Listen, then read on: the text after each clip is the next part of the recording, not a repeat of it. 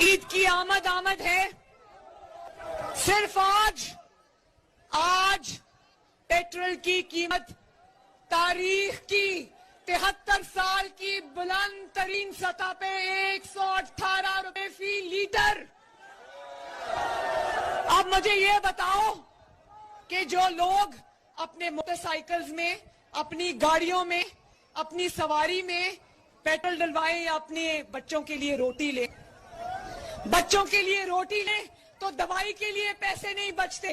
دوائی لے تو بچوں کی فیسوں کے لیے پیسے نہیں بچتے.